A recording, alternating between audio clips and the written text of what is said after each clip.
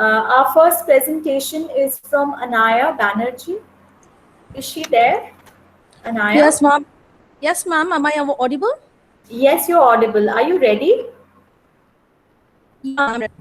Okay, Thank you, please ma'am. introduce yourself, Anaya, first. Yes, ma'am. So you have 10 minutes time. You Okay, ma'am. just directly come to your argument point. Right? Okay, ma'am. Thank you, ma'am. Thank you. Good afternoon, one and all present over here. I am Ananya Banerjee, PGT English in Burnpur Riverside School, West Bengal. I'm thankful to Cape Comorin Trust and Lavender Literary Club for organizing such a beautiful conference and for providing me an opportunity to present my paper. The title of my paper is Contextualizing the Vulnerable Condition of Women Surrogates in Kishwar Desai's novel Origins of Love. My focus will be entirely on the sufferings endured by the indigenous women surrogates in Kishwar Desai's Origin of Love. But before starting with my presentation, I would like to speak a few words on the author Kishwar Desai. Born in the year 1956, Desai is an Indian author whose Simran Singh trilogy is based on real-life incidents that are happening in the country. Her first novel of the trilogy, Witness the Night, won the Costa Book Award in 2010 for Best First Novel. Her critically acclaimed novel, Origins of Love, which is also the subject of my paper, was published in June 2012. The last novel of the trilogy, The Sea of Innocence, was published in 2014 in India as well as in UK and Australia. It is said that human beings are born free and hence they must have the freedom to live as per his or her will. But this is in many South Asian countries like India, which is still a developing country. Discrimination on the basis of caste, class, and gender has always been there since ages. Particularly, the women from the lower strata of India are the most discriminated ones. They are thrice oppressed. Though several laws have been enforced to prevent this oppression, yet they are still treated as untouchables or an outcast by the so-called higher class society. They still face gender disparity, that is oppression for being a lady. And thirdly is the economic oppression. They are the mute recipients of patriarchal violence and brutality, which is imposed upon them by the powerful patriarchal society. In her oeuvre, Origins of Love, Desai has attempted to focus on the enormously lucrative surrogacy industry where these helpless indigenous ladies are driven to fight with their misery and poverty and endure all the abuses, tortures, ill treatment, and violence silently, just for the sake of their family and children. Now, here I would like to say a few words on surrogacy. In modern time, due to the advancement in medical and scientific progression, India has emerged as a destination of medical tourists for IVF and surrogacy, a trend which commodifies babies by outsourcing the wombs of poor women of the developing countries like India and others. Hence, surrogate mothers are hired to lend their womb by people from all parts of the world, and the demands for the Indian surrogates are increasing day by day, not only due to the increased demand in ART or IVF technologies of reproduction, but also for the illegal business of embryonic stem cell surgery. Nowadays, childlessness is a common issue among the masses, which can be due to infertility, miscarriage, and or loss of child. The helplessness of a barren woman is highlighted through Kate and Malti, where surrogacy is like the life-changing event for them. Though commercial surrogacy has been prohibited legally, yet the demand for IVF and other surrogacy methods of reproduction is increasing due to the belief that the child will retain the caste, purity, patriarchy, and family lineage, which is not possible in case of adoption. And to cope up with a deluge of demand from the world market, Indian women, rather the Dalit or lower class women, are the preferred ones. This is so because not only are they cheap, but also humble, meek, and submissive. The novel has brought forward the society's malice and exploitation of the Dalit women in the field of surrogacy and in vitro fertilization or IVF, where the bodies of the poverty-stricken Dalit women are easily available for sale and exploration by the powerful people. This new form of technology-oriented violence is something new for these poor downtrodden women who opt to be a surrogate but are not left even after handing over the baby to the commissioning parents. She is further utilized unknowingly for various illegal experiments on new contraception methods by multinational pharmaceutical companies. The powerful class easily tempts these poverty-stricken, underprivileged women with economic benefits and keep on exploiting them mercilessly, who are simply thrown at a corner when the use is over. The money-minded devils are not bothered to even take permission or inform them about the complications that may arise. Even the life-saving doctors who are well aware of the dangers on the life of the surrogates are not bothered to maintain a minimum gestation period of 6 months after a cesarean delivery. The lives of these underprivileged women are valueless for their family, doctors, politicians, and for all on whom they try to trust upon. They are just seen as a machine for swelling the bank accounts. The surrogates like Radhika, Preeti, Sonia, etc. in the novel deliberately opt for the profession for money, sometimes to upbring or educate their children, sometimes for their family or to build a house. Firstly, I would like to speak about the surrogate Preeti, who served as a surrogate for a British couple, Mike and Susan Oldham, and gave birth to an HIV-positive baby, Amelia. Unknowingly, she had been carrying an HIV-infected fetus for 9 months, which could have been dangerous for her life too. But in India, who cares about the lives of these underprivileged indigenous women?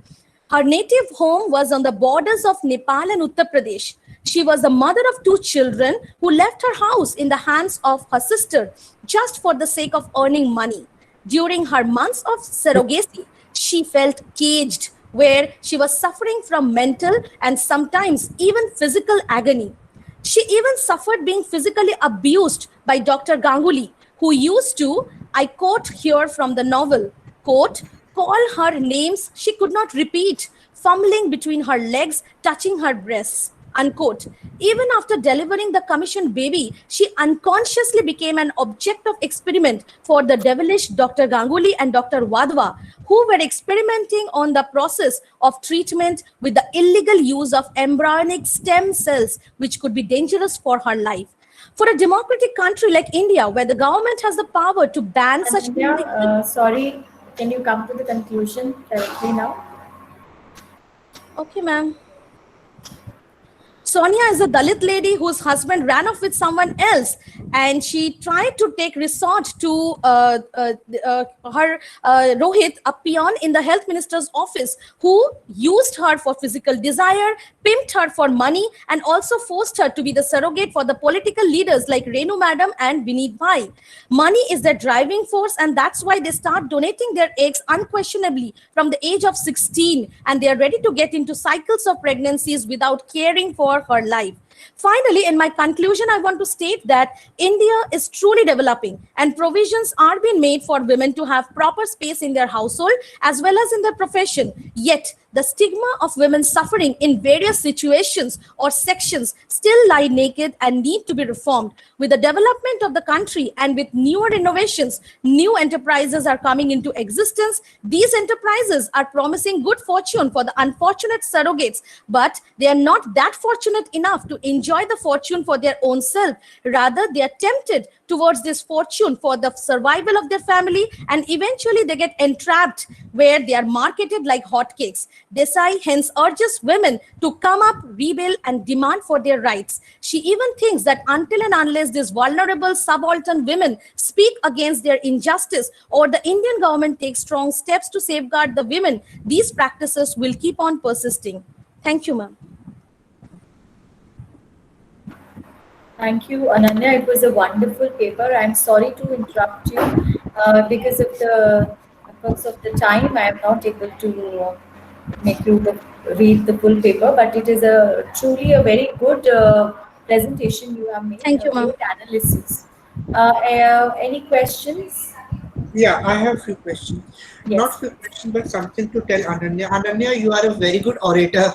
I must say that. Thank The you, sir. paper was well presented, well organized, I wish if I could listen to you. I was really enjoying listening to the story.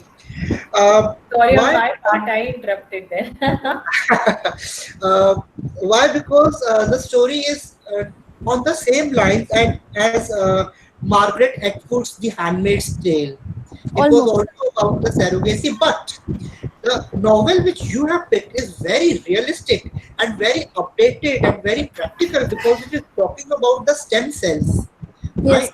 Stem Yes, cell sir. is a very new concept, hardly 2 or 3. I think I came to know about it 2 or 3 years ago. So you have done a wonderful job. However, I need to know the name of the author and the name of the novel. The author's name is Kiswar Desai, and the novel's name is Origins of Love. Origins of Love. Yeah, sir. Thank you so much. A wonderful thing that you have done, a Thank wonderful you, sir. insight, and very true. This surrogacy market is really another mode of scientific torture to the woman. I must Yes. say. Thank you so much. Over to Thank, Shubhra. thank you, sir. Thank you, ma'am. Thank you, Ananya. Moving ahead, we have our second presenter, Arindam Saha from West Bengal. Arindam? Yes, am I audible? Yes, you are. Hello. Yes, please continue. So good afternoon, friends. Now, without further delay, I directly go to my. So the title of my paper is "Tribal Plight and Subaltern Resistance in Selected Writings of Mahasweta Devi." In this paper, I am trying to focus on particularly power, resistance, justice, which are always embedded in a tangled relationship in a societal structure. This paper would study this convoluted connection in tribal domain presented through Mahasweta Devi's Choti Munda and his arrow and Draupadi, translated by Gayatri Chakraborty Spivak. Her narrative here shows how criminalization of power forces the indigenous people with no other option than violent protest to regain their basic rights. She prefers to call the character of her stories tribal, as they fit to the Indian context. Both the protagonist Choti and Dopti Meje are figures of continuing struggle, but they are the symbols of tribal aspirations. She focuses on how, in the name of the land and labor, these tribal people are being displaced from their basic rights. So something they are tagged Maoist or otherwise Naxalite. So the power play of the state machinery pushes them to the periphery. It converts them into other, make them marginalized. So this process of othering the tribal in Indian context or indigenous or aboriginal people in the global context brings forth the haunting questions. That is, where do these people stand on this mainstream map? So how much justifiable is their way of struggle in the civil society? So this paper will investigate on these questions and try to locate their existence in the societal sphere. So the next part of my paper focuses on the recolonization and the failures of the post-colonial state. So it narrates the flawed paradigm of the repressive governance and brutalization. In doing so, it offers a proper understanding of discursive triad of power, resistance, and justice as played out in Draupadi and Chotimunda and his arrow. So these text actually deals with tribal people who are known for its backwardness and underdeveloped history. During the colonial regime, the Britishers pushed the tribal life in isolation, and the same policy of exploitation continued in the post-independence era throughout the coercive measures of the Indian state. The state machinery suppresses their resistance with brutal onslaughts, and more of the time, a distorted narrative is being uttered by the government through television, newspapers, literary works to endorse its policy of inner colonization. So here I bring here the Giorgio Agamben, and Giorgio Agamben theorized his notion of Homo sacer as a dissident subaltern who is reduced to his or her bare life by the repressive mechanism of brutal state power. This research would try to construct an argument that in India, the tribal happens to dissenting against a multiple form of state and corporate are branded as antisocials, which actualizes Agamben's notion of the Homo sacer. So in Choti Mundas and his arrow, the ceaseless sufferings of tribal people have been the main theme of narration. Our government, instead of providing the bare necessities and the protection, is murdering them when they are fighting back for their survival and their existence. As Choti says in Choti Munda and his arrow, I am quoting, when you are government, he doesn't pronounce the word government. As he says, when I'm quoting, when you are government, you kill Munda Dusad without guilt. So it clearly shows the tyranny of the ruling classes, and ironically, instead of denouncing this autocracy, most of the so-called intellectuals are highlighting over the affairs of denizens belonging to the elite strata.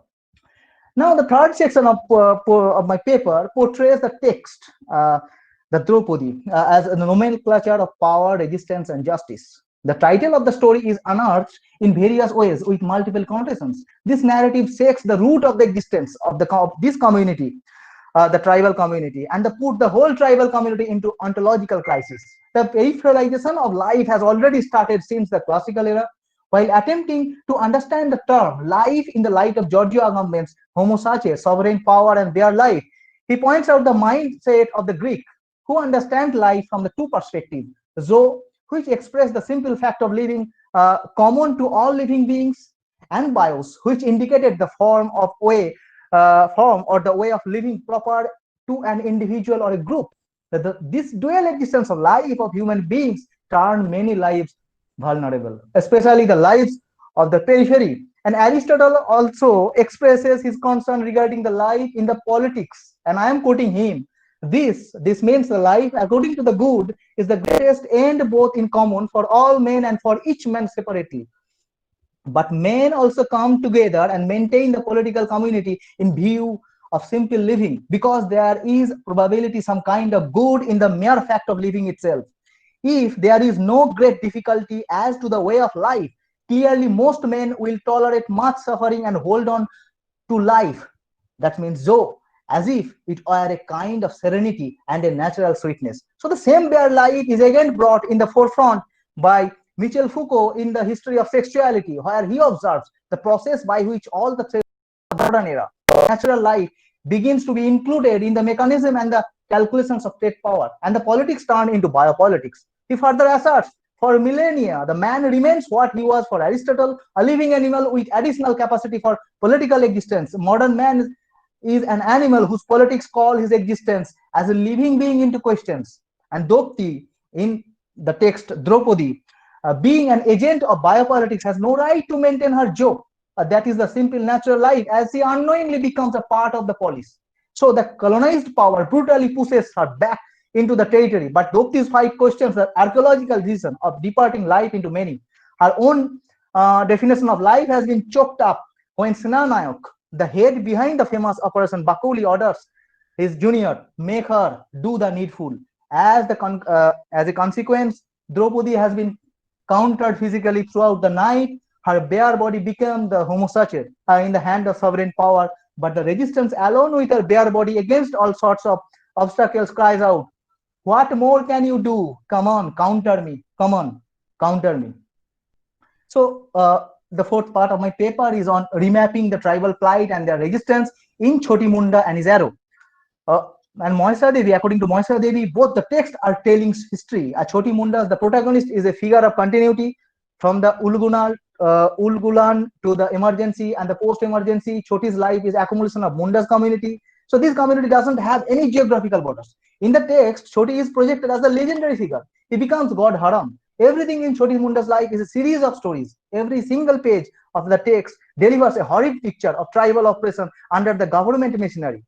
Their very existence is threatened by the exploitation of the legalized governmental tools like moneylenders, contractors, and they also go through the inexplicable agony of losing one's own identity. The very concept of the bonded labor also we find there in the text and reminds us of ancient barbaric slave culture. But sadly, the practice of this bonded labor was a hardcore reality for these Adivasis as it continued since pre-colonial time to post-emergency, even after the ordinance of 24th October 1975, where the bonded labor system gets declared as illegal.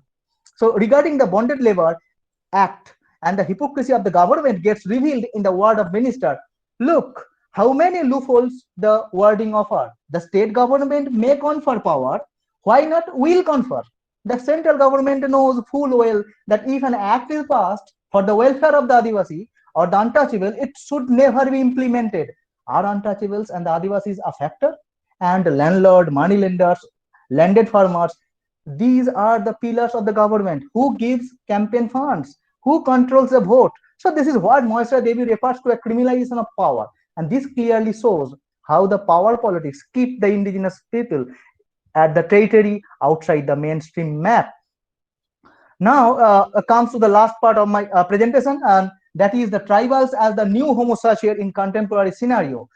In reality, the scenario is not different. As the Home Secretary of India, G.K. Pillai, said on the escalation of Maoist violence in 2010, I am quoting, last year was probably one of the bloodiest year, and our estimate is this year it is only likely to go up because we will no longer allow this policy of continued expression by the Maoist. The state has now decided that this must stop and we will take back our areas which we have lost. The government felt that the only way of maintaining their domination over the tribal people is to annihilate them completely. And acts like Armed Force, Special Power Act, Central Paramilitary Forces, Indian Reserve battalions, Cobra battalions, Central Armed Police Forces are deployed.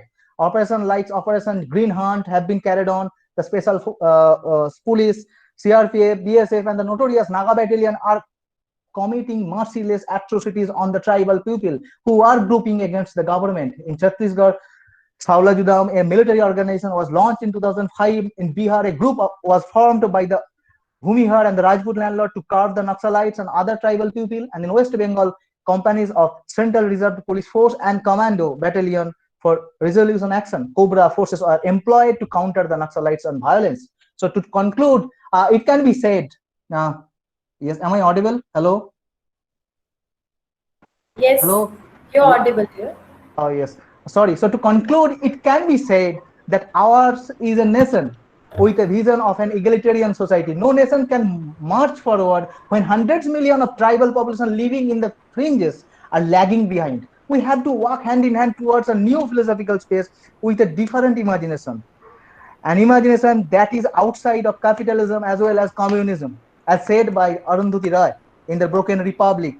And in the same way, what Moisra Devi reiterates, solidarity is a resistance. Thank you. Thank you, Aridam. That was a great paper. And let's proceed with some suggestions and questions if we have. I just wanted to ask one thing. Green Hunt, can you, like, it's in West Bengal, you said there's a Green Hunt program going on. What is it exactly? It's just a state military force, actually. They try to, subordinate, fast up, choked up the voice of the tribal. It's just a project, that project, actually down them or, push them back. That sort of thing.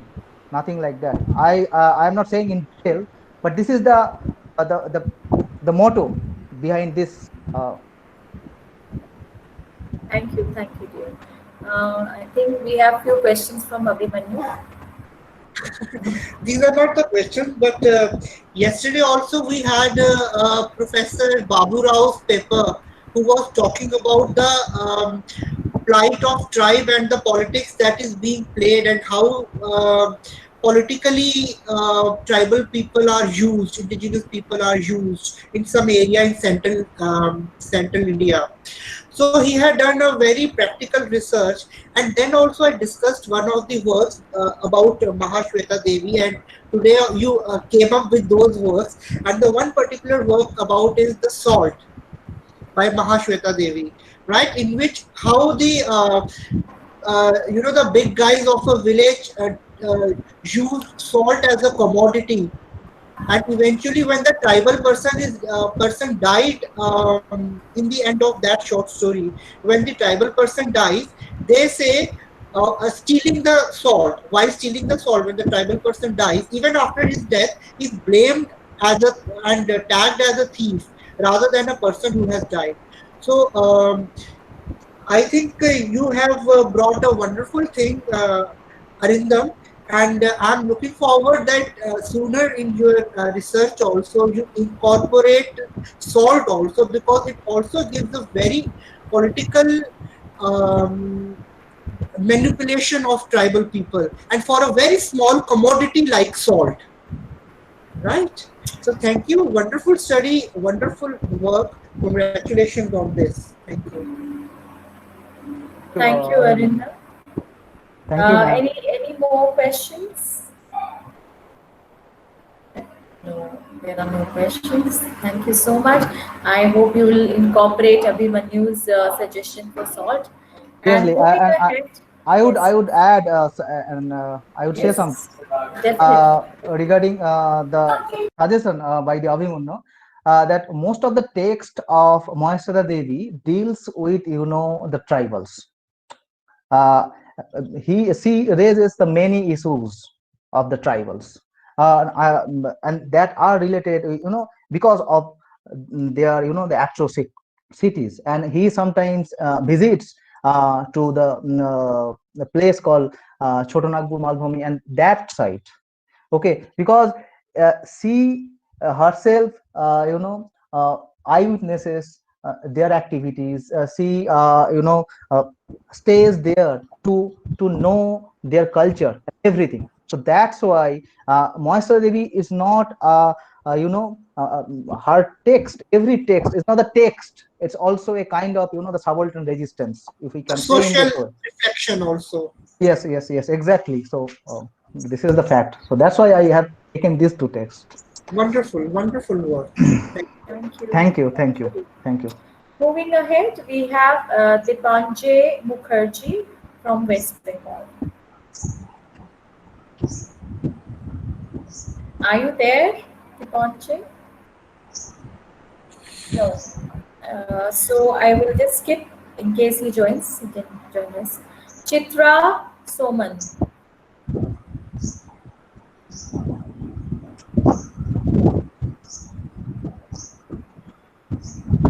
Chitra from Tamil Nadu. Yeah, unmute yourself, Chitra.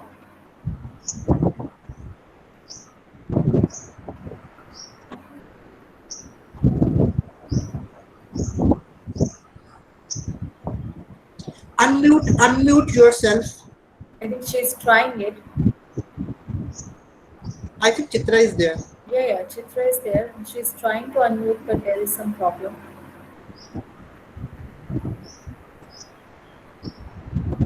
Next is Arghya Basu.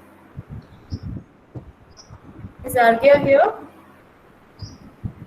Yes, I'm right here. Should I go about it, or should we wait for Chitra once if she can unmute herself? Sorry, you're not audible, Arghya. Am I audible? Hello. Yes. Yes, I'm asking that should he wait or should he go about it? I think we should just give. Let I think Chitra is Chitra. back. We should wait for a moment. Chitra is back, but Chitra was there only. But I think there's some. She's not able to unmute herself. So, Arghya, we'll just wait for 2 minutes for Chitra. 2 Oh, seconds. sure, absolutely.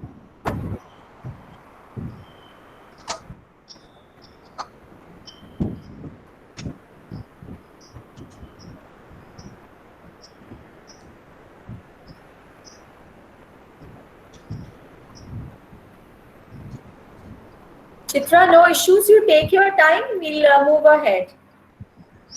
Hello, it's audible now. Yes. Yeah. It's audible. Can I present my paper now? Yes. Good afternoon, panel. Good afternoon, chairperson. It's actually, my paper is actually about motherhood, the politics of black race. So this is, usually we have heard a lot of motherhood tales, but now for this time, I have chosen the motherhood tale written by Lalita Tadame in her famous book, The Cane River. So in that Cane River, you can see that the usual tales presents the black woman as the one who has actually used her body for the political threatening or for breeding purpose.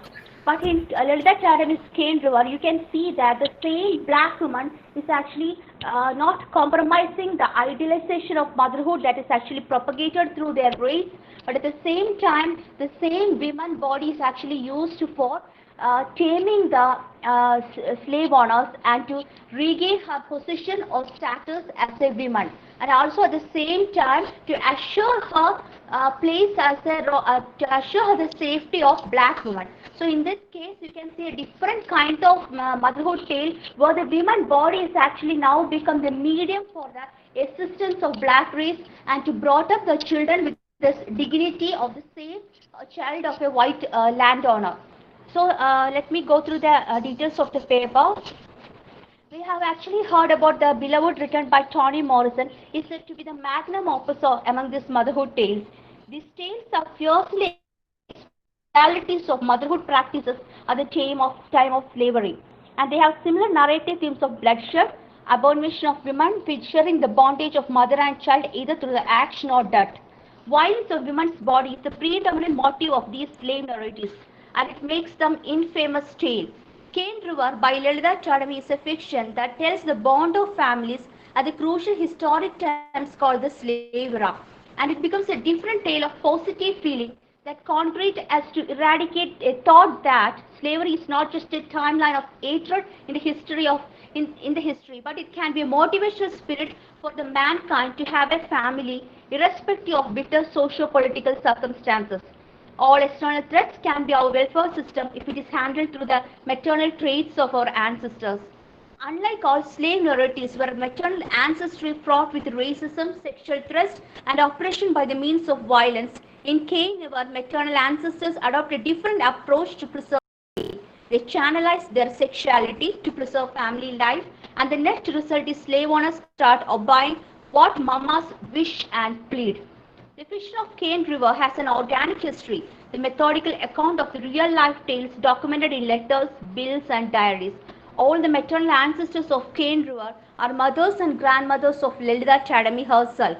The ultimate aesthetic responsibility of Lalitha Chadami is to bring out the interesting lives led by mothers and their unflinching responsibilities towards family.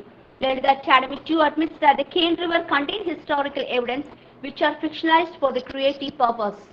Cane River spans from early slave period to its time. The life of great-grandmother Elizabeth, grandmother Suzette, mother Philomena, and Dr. Emily have vividly portrayed through their ups and downs. They are all slaves, living at the command and mercy of slave owners. Instead of accepting it as their concrete reality, they accept exemplary courage and faith in their womanhood to build a nest. The threat of racism and their racism are their natural hindrances, and they have dealt with the patience, seduction for the ultimate aim of family. The novel begins with the grandmother Elizabeth and their daughter Suzette.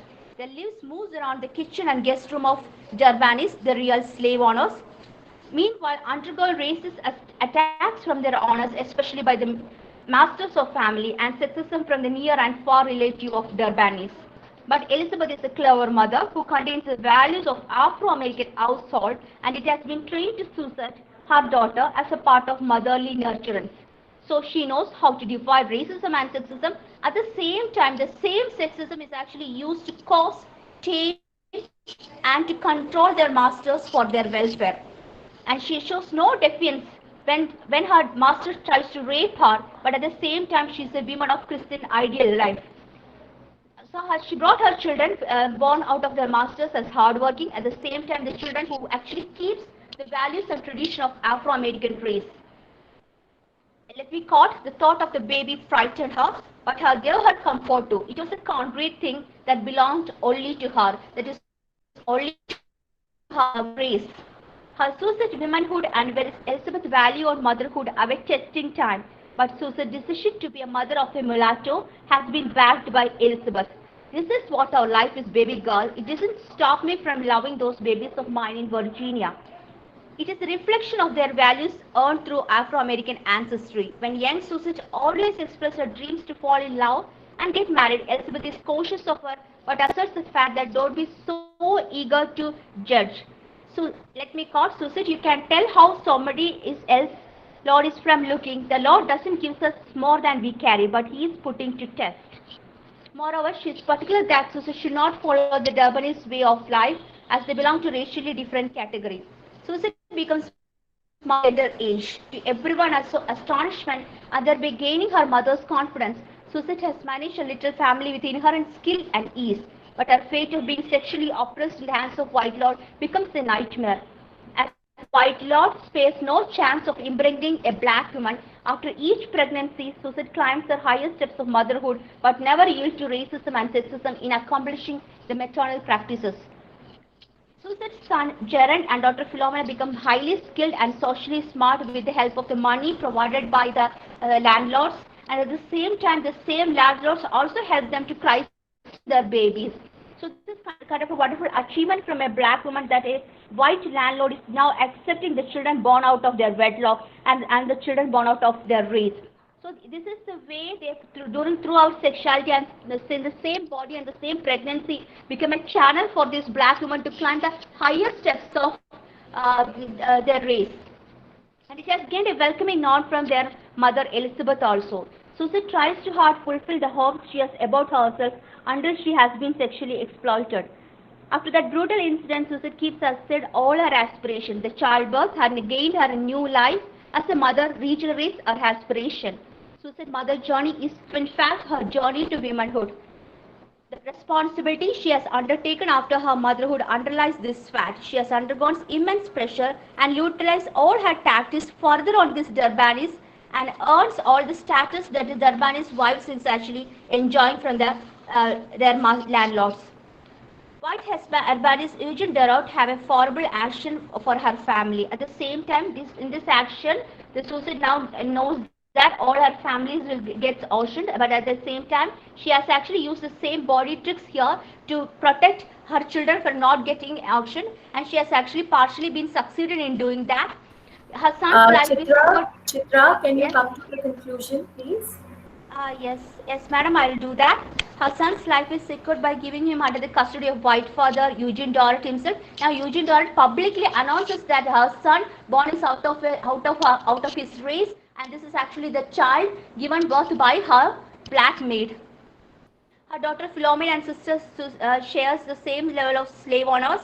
Her mother and father come under the same plantation. This is actually one of the achievements of the Susette that she has actually gained through her pregnancy. So the same black body which has been rejected in other slave tales, where this black body has become a threatening force or becoming a resistant force for the white race, and at the same time for the black race, become here channelized for using or to climbing the social steps of hierarchy or to get equivalent with the white hegemony. So let me conclude it. This closest to its Susette, Elizabeth, and Philomena are the three generations of women belonging to the same family of a black race. They all come under as landlord Durbanis in the fictional study of Cane River. It is the cultural value that they pass on to each generation, glued them together, and though their fate is unpredictable and their dreams are at the mercy of honors, but prioritizing family value through their gift of body is actually it's a strong building for this black woman. So they actually at the same time they actually utilize to their black body for the known and unknown men for their maternal fulfillment. Also at the same time, the same maternal fulfillment also gains them all the privileges that they have been lost in the racial segregation by this white man or by the white race. They could simply now help them, this same body help them dream a life under a wedlock with a man of their choice, and their satisfaction of the maternal thinking also enables them to have a maternal practices which actually preserve their wonderful hope to get together as a family. Thank you. Thank you, Chitra. It was a wonderful paper with a new perspective of motherhood in this narrative river camp. And do we have any questions? Any observations? So no question, that means it is a very good paper. Indeed, they don't need any explanations for this. So looking forward for more such researches in the field of motherhood. Wonderful paper. Thank you so much, Chitra. Moving ahead, we have Agya Basu with us. I hope I am correcting, I am spelling it, pronouncing it correct, I Agyano. don't expect you to pronounce it correctly. It's Orgo. It's a Bengali name. So Okay, that's why I asked it. it's fine. It's absolutely fine. Am I audible? Yes, but if you can be little more loud. I will try to be a little loud, and I'll bring the microphone closer. And I've got a PPT. Please tell me whether the PPT is visible or not. Yes, yes, yes. Please share yours. So I'll go in for a full screen presentation, and I guess I have roughly 10 minutes, right? Yes. Thank you so much. Should I go about it? Should I begin? Yes, please. No, thank you so much. Good afternoon. Firstly, let me tell you that 3:30 is really a challenging hour for going in for a presentation, especially when it's on a webinar. So I hope that we are all awake and we are actually conscious. So what I'm trying to do is that I'm going to present a paper on the idea of forest consciousness, and I'll be investigating the heterotopian design in Aranya Rodhika, that is Right to Forest, written in 1977 by Mohasheta Devi. I'll try to keep this presentation very simple. For the detailed theoretical analysis and discourse, we have got the research paper in the first place. So you'll get to read the research paper eventually once it gets published. So let's move on. The text that I'm talking about, Aranya Rodhikar, is basically a presentation of the life of Birsa Munda. And I'm really thankful to Arindam that he has already introduced the ambit of Mohasheta work like 15, 20 minutes back. Birsa lived a very small life, roughly around 25 years, but it was very significant. It was very significant from the perspective of history, from the perspective of ideas, from the perspective of indigeneity itself. We will come to that later. What I try to do is that usually when these literary texts are analyzed, the approach is essentially is that of a meta-narrative or a grand narrative. To put it in simpler terms, I must say that when you look at a literary text like this, you try to look at this text in its entirety, right? For example, when you're reading Aranya Rodhikar Rights to Forest, you read it like a text of subaltern resistance, you read it like a text of colonial subjugation, indigenous understanding of nature, to quote eco-critical perspective. But I'm trying to actually compartmentalize the text into smaller sections. I've mentioned 7 small fragments of these sections out here already. And I think the 7 sections are not enough. There are a lot of it, and I have talked about it in the paper itself. So I'm trying to break the meta-narrative structure and look at the text from smaller fragments, okay, smaller events and smaller narrative spaces. Therein comes the question of heterotopia. And as you can obviously understand, that heterotopia is basically a compound word. It comprises of a hetero and topos. Hetero means different or other. Topos means space. So heterotopia means other space, right? So what do we exactly mean by other space? To put it in more simpler terms, then I hope that you're familiar with the notion of utopia or dystopia. Like, so if you're familiar with the idea of utopia, you can understand that a bigger, a grand narrative or a meta narrative of an utopian structure does not essentially have all utopian elements within it. There are elements that actually substantiate the utopia. There are elements that actually subvert the utopia. So it's difficult to name them and actually categorize them as utopia or dystopia. Hence the term heterotopia.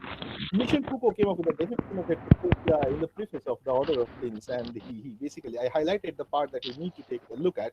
He said that it destroys the syntax in advance. Okay, it destroys the sentence so that you cannot easily name something. And reading a text like Aranya Rodhikar essentially entails the fact that if you are investigating into a psychological or a cognitive aspect of forest consciousness, it's really important first that you break through naming a particular thing. This essentially is a postmodern approach, but that's what I'm going in for today. Let's move on from there. The aspects that I'll be talking about, firstly, I cannot talk about all of it, hence I'll be selecting few sporadic sections from the text. The first part that I'll be talking about are the stories. A story, because story is something that creates civilization. Stories are something that create history. Stories are something that, you know, that is a very foundational brimstone of what we are today. If you take a look at the mythological narrative of the Munda narrative, that we can say that every indigenous culture has got its own creation myth, and so does the Munda. And the myth goes like this: that their god Singbonga actually cast a fire on all the Mundas because they were infesting the earth, and the earth could not sustain it. And that is the reason why, to repopulate the earth, one young man and one young woman were actually put apart, and they were supposed to repopulate the earth, but they eventually did. If you take a note of this particular part, that in this myth, the creation myth begins from the notion of ecological balance or re-establishing ecological balance. Later on, there are real narratives like the practice of Khutkatti, cleaning a section of a forest where you actually establish a village, then you use the section for a while. Once the land is left bare of fertility, you move to another section of the forest, giving the land to regain its ecological balance. Or the practice of animal sacrifice or hunting within the Munda culture. Why am I talking about these stories or these narratives? I'll just come to it in a couple of slides later. In the text itself, Arunnirodhikar, there's this old man, Dhani Munda, who talks about these things, who's the one who convinced Birsa eventually that he is going to be the savior of the Munda someday. Taking a look at Birsa's life, we can see that at a young age, Birsa was a very, very different young man. He was different from the crowd.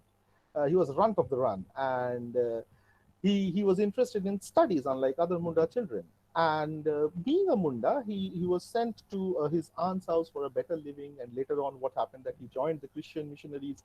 He could not sustain very long in the missionary because the Christian missionary people had something very blasphemous to talk about the Munda leaders, the Sardars. And Birsa was not ready to take it. He reacted and he left. But there has always been a philosophical question that made Birsa suffer. That who is what is his purpose of life? And the Munda origin myth did not satisfy him, neither the Christian faith. So he went under the guidance of Ananda Pandey to understand Hinduism. He read Ramayana, the Mahabharata, but nothing could accumulate into the very foundation of his philosophical question. Neither could answer it. So if I take a look at these three paths, that Birsa was born a Munda, he went into a Christian missionary, he took the guidance of Ananda Pandey in reading the Hinduism and the texts of Hinduism. We must say that this dismantles the Munda conviction of religion and origin. Okay, the very foundation of Munda belief is dismantled through the life of Birsa itself. The next part that I'm willing to talk about is how Birsa became God and the forerunner of a new religion. He created a new religion. The text, for that matter, opens with the death of Birsa. 9th June 1900, Birsa dies in the jail, and it follows the brutal and indifferent crematory rituals that were there throughout the text. And when the other convicts who actually supported Birsa in his revolution, that is named Ulgulan, they came to identify the body of Birsa. They did not identify, they did not say anything. They just said that Bhagavaner Mrityu Nai, Ulgulan is Shesh Nai, that translates into the God cannot die, Ulgulan never ends. And it moves on from there. There are two certain points that I'd like to highlight. The first part is that Birsa himself was never convinced with one religious practice. Still, he asked his followers to follow the Birsaite tradition. The followers of Birsa is obviously known as the Birsaite. And the second part that is marked in red is that Birsa asked the Mundas to stop sacrificing animals to commemorate Singbonga. Now, if we take a balance between these two things, we can understand that in spite of knowing the fact that killing and sacrificing animals is a part of the indigenous tradition, Birsa countered it. Birsa himself did not believe. So this they believe in one strain of religion, but still he asked them to follow Birsa blindly for that matter. Now, this is a strange paradox that goes on within the text, and that is the reason why the meta-narrativity of the text is questioned over and over again. Birsa created a new form of revolution for what he is remembered, basically, because he was a god who would kill if need be. Ulgulan challenged the very texture of the indigenous revolution in India. Later on, there was this huge conferences and talk about these things, and Birsa came into prominence.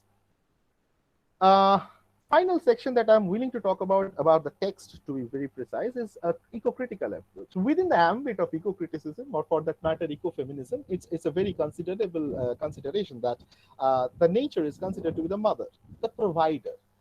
But within the narrative of Arunnirodhikar, Birsa Munda becomes the Dharti Aba. Birsa looks at the nature not as a mother or a provider, but as a young little girl who is stripped of her modesty by the British Sahibs at the Comprador. And Birsa wanted to save her as a father. So there is this switch, there is this subversion of the existing idea of indigeneity in this particular practice of Birsa becoming the Dharti Aba and the savior of the nature, for that matter. I'll be reading out a small section from the text that is translated. This is a moment that happens when Birsa was wandering all alone in the jungle, and He was communicating with the nature, probably hallucinating. So F out here is marks the anthropomorphized forest, and B stands for Birsa. The forest asks Birsa, as if in Birsa's imagination, that today I have become impure, my son. Birsa says, I'll make you pure and chaste, mother. These landlords and foreigners made me polluted, my son. I'll save you, mother. My sons are made homeless. I'll get back the homes for them.